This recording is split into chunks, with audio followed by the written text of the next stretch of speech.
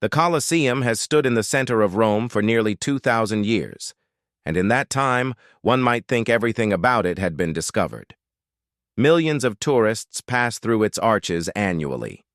Thousands of scientists have dedicated their careers to it. Hundreds of books have described every stone, every crack, and every centimeter of this giant amphitheater. And yet, in 2021, a group of Italian and American researchers directed a beam from a new ground-penetrating radar into the earth beneath the Colosseum and saw something that literally left the archaeological community jaw-dropped. Beneath the arena, beneath the underground corridors that had been known and explored for decades, beneath everything we considered the bottom of this building, there appeared to be another level. A whole world whose existence no one suspected. But to understand why this find is so shocking, one must first understand what we already knew and what we thought we knew about the Colosseum's underground. Because the story of what lies beneath the arena is incredible in itself. When in 72 AD Emperor Vespasian began the construction of the Flavian Amphitheater, as the Colosseum was originally called, he chose a location for it that was, to put it mildly, unexpected.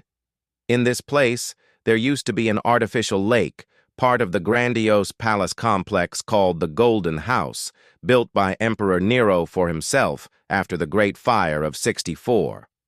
Nero drained the area to create the lake. Vespasian drained it again to destroy it and build an arena for the people in its place. It was a political gesture. A tyrant took the land from the Romans for his own pleasure. A new emperor returns it for public spectacles. But building on the site of a former lake is an engineering nightmare. Soft, water-saturated soil prone to subsidence cannot withstand the weight of a colossal structure. Roman engineers solved this problem as they solved all problems, with scale and concrete. They dug a pit several meters deep, filled it with layers of concrete and stone, and created a foundation that holds the Colosseum to this day. Through 2,000 years, through dozens of earthquakes, through centuries of neglect and looting, the Colosseum was opened in 80 AD under Vespasian's son, Titus. The opening was marked by 100 days of games during which, according to ancient authors, thousands of animals and hundreds of gladiators were killed.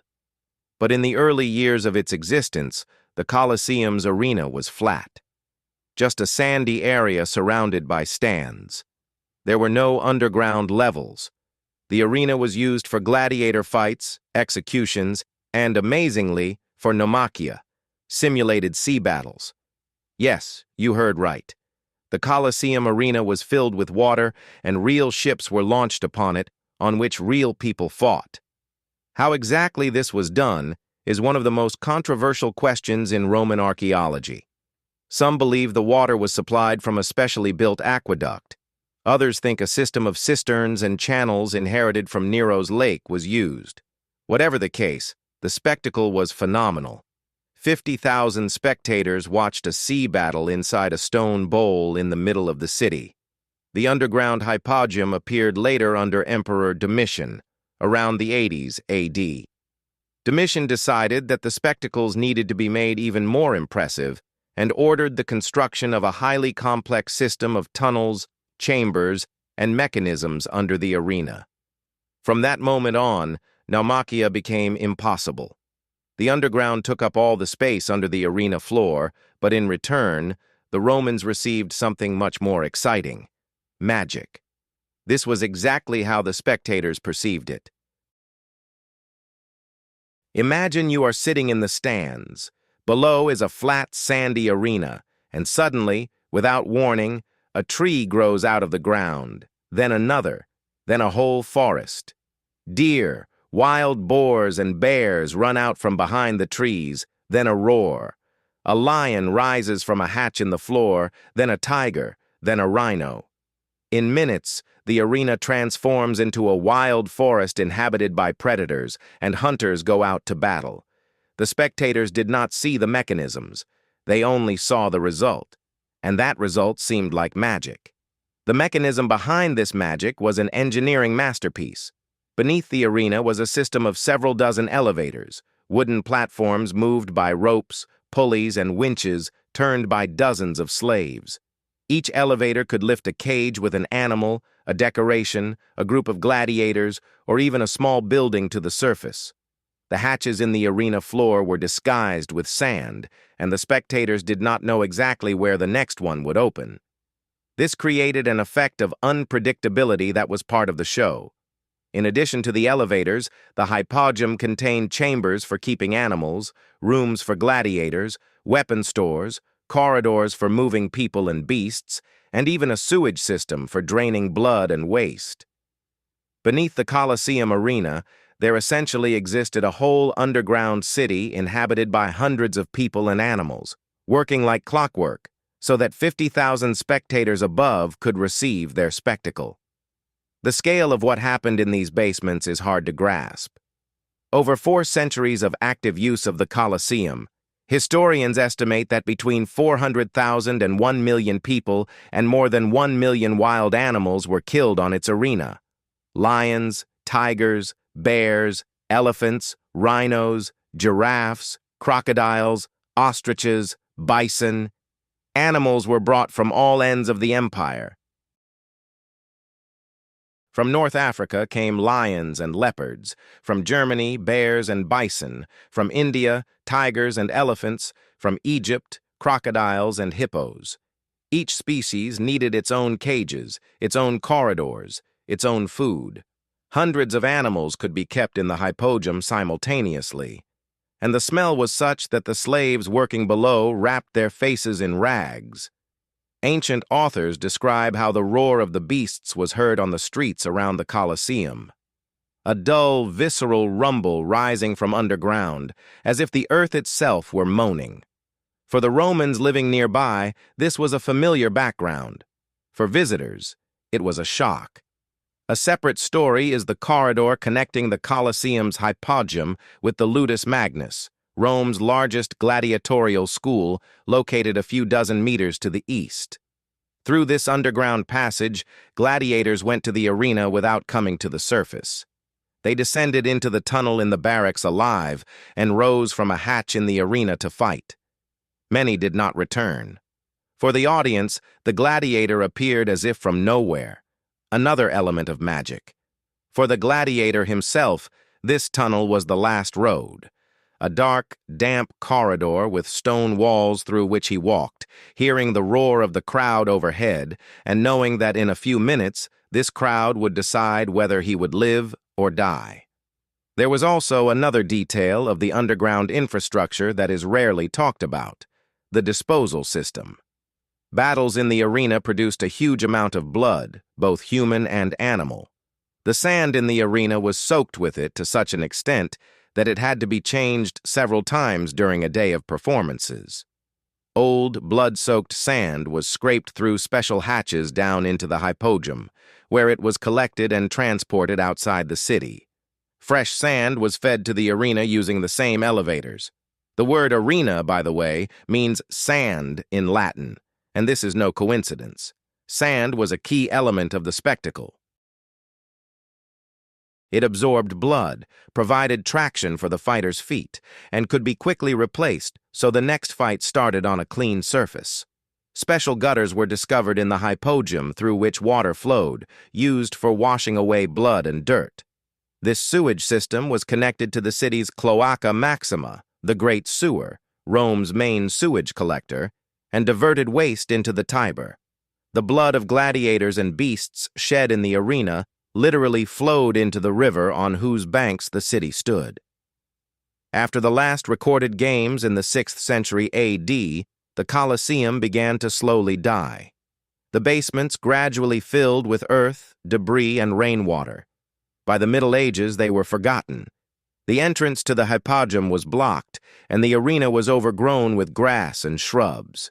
For centuries, people lived inside the Colosseum, the homeless, craftsmen, merchants, and none of them suspected that a labyrinth of tunnels and chambers was hidden beneath their feet. Only in the 19th century, when the first archaeological excavations began, was the hypogym partially cleared and opened for study. What the scientists saw caused a sensation. A complex network of corridors, fragments of lifting mechanisms, gutters for cages, guides for platforms. It became clear that the Romans had created something like theatrical machinery on an unprecedented scale under the arena, a technology that had no analogues in the ancient world and was forgotten for 1,500 years.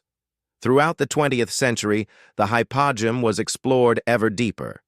Archaeologists cleared corridors, cataloged finds, and reconstructed lifting mechanisms. By the beginning of the 21st century, it seemed that the Colosseum's basements had been fully studied. Detailed plans were published, three-dimensional models were created, and monographs were written. The hypogeum was open to tourists, although only in organized groups and in limited numbers, because the fragile structures cannot withstand a mass flow. The scientific community was confident. We know everything there is to know about what is under the Colosseum. The bottom has been reached, and that is when a new generation of ground-penetrating radar appeared, a technology that turned everything over.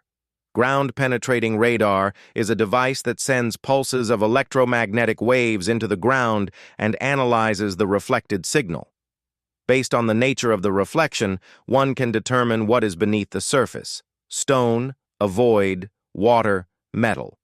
The principle is similar to an echo sounder, only instead of water, there is earth, and instead of sound, there are radio waves. Ground-penetrating radars have been used in archaeology since the 80s of the 20th century, but early models had a limited depth of penetration and low resolution. They could find a large void at a depth of several meters, but could not see the details. The new generation of ground-penetrating radars that appeared in the late 2010s is a completely different story. They are capable of scanning the soil to a depth of 20 to 30 meters with a resolution of a few centimeters. In essence, it is an X-ray for the Earth, and it showed that beneath the Colosseum there are things that neither eyes nor shovels have seen. The first scan results were obtained in late 2020 and early 2021. Researchers from Rome's Sapienza University, together with colleagues from Stanford University, conducted a systematic scan of the territory around and under the Colosseum. They worked at night when there were no tourists, and vibrations from transport were minimal, moving ground-penetrating radar antennas along a pre-marked grid. The data was processed by a supercomputer, which assembled a three-dimensional map of the underground space from thousands of individual scans. And this map turned out to be nothing like what was expected. Beneath the known hypogeum, that same labyrinth of elevators and cages excavated in the 19th and 20th centuries, another system of structures was discovered. At a depth of 6 to 12 meters below the hypogeum floor, the radar recorded a series of regular rectangular anomalies: walls, corridors, enclosed spaces. These were not natural cavities and were not random voids. The contours were too regular, too geometric. These were man-made structures. Someone built them under the Colosseum, and they were deeper than anything known so far. What is it? At the time of the publication of the first results, scientists put forward several hypotheses. The first and most likely is the remains of the infrastructure of Nero's Golden House. Nero's palace complex was grandiose. It occupied the territory from the Palatine to the Esquiline Hill and included gardens, pavilions, an artificial lake, and an extensive system of underground communications, water pipes, sewers, and storage. When Vespasian built the Colosseum on the site of Nero's lake, he might have buried part of these communications rather than destroying them. They remained under the foundation of the amphitheater, buried and forgotten. The second hypothesis is more exciting. Some researchers suggested that the discovered structures are connected with the water supply system used for those very naumachia, sea battles in the arena. If the arena was filled with water, a system for supplying and draining water of colossal power was needed: channels, cisterns, locks. All this should have been somewhere under the Colosseum, but had not been found until now. Perhaps the ground-penetrating radar found exactly this, the hydraulic system that allowed the arena to be turned into a lake in a matter of hours. If this is confirmed, it will solve one of the oldest mysteries of Roman engineering. The third hypothesis is the boldest and most controversial. Among the anomalies recorded by the radar were several objects with characteristics untypical for masonry or voids. Their reflectivity indicated the presence of metal or dense organic material.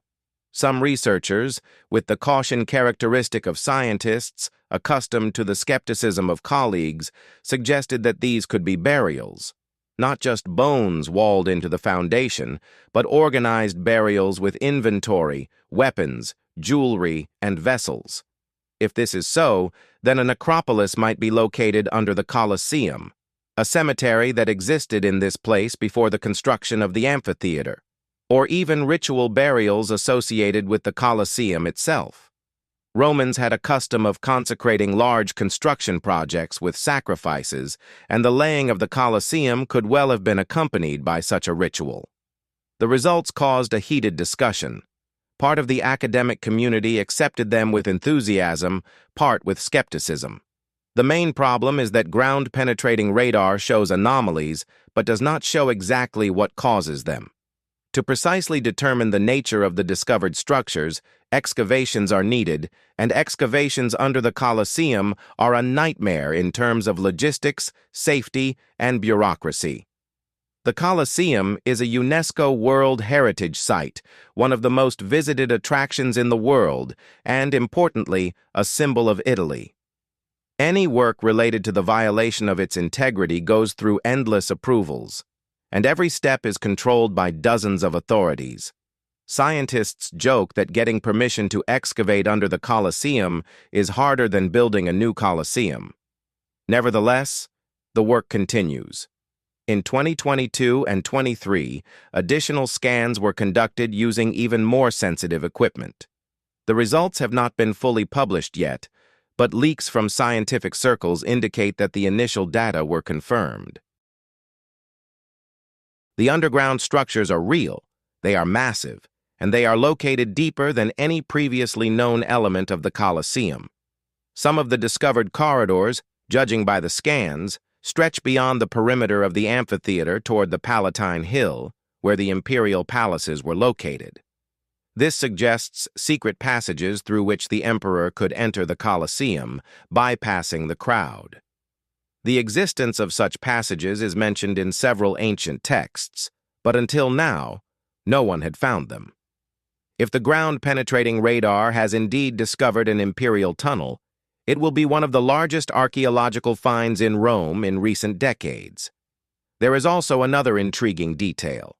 On several scans, anomalies were recorded that researchers interpreted as fragments of an ancient water pipe, clay or lead pipes located at a depth of about 10 meters. If this is indeed a water pipe, it may be part of that same mysterious hydraulic system that allowed the arena to be filled with water for Naumachia. This question has tormented historians for 200 years. Where did the water come from? Where did it go? How could a bowl with a diameter of 80 meters be filled in a reasonable time and just as quickly drained? Ancient sources say that Naumachia were held. This is a fact, but the engineering mechanism remained a mystery. Now, perhaps, the answer lies literally beneath the feet. Buried under layers of concrete and rubble with which Domitian filled the water system when he decided to build the hippodrome. It is also interesting that the radar found several anomalies outside the known perimeter of the foundation. This means that the Colosseum's infrastructure extended much further than is visible on the surface. It is known that auxiliary structures were located around the amphitheater: weapon workshops, gladiator barracks, an infirmary, the so-called sanitarium, where the wounded were taken, and a morgue, where the killed were taken. But the exact location of most of them is unknown.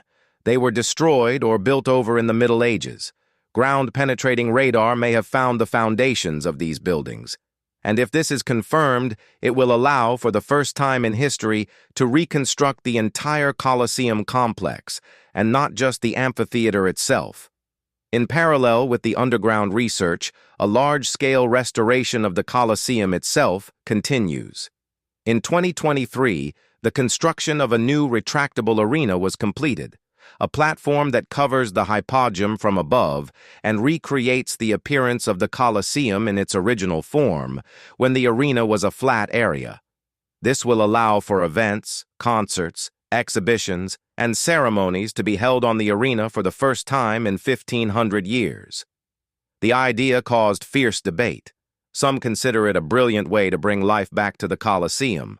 Others consider it a sacrilege, turning a monument of suffering into a platform for entertainment. But the very possibility that people will again step onto the arena of the Colosseum, even if not for battles but for music, closes the circle of a history 2 millennia long. And against the backdrop of all this, radar data indicates that beneath the feet of workers installing the new arena lies another unknown layer, a layer older than the Colosseum itself, a layer that remembers Nero and his golden palace and perhaps what was before Nero, Republican Rome, its temples, its roads, its dead. Rome is a city that stands on 20 meters of its own history. Each century added a new layer over the previous one, and the Colosseum, for all its grandeur, is only one of the top layers.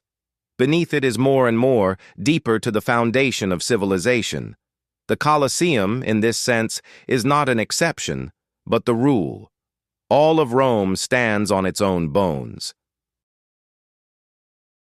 When in the 60s of the 20th century they began to build the Rome Metro, every station turned into an archaeological excavation.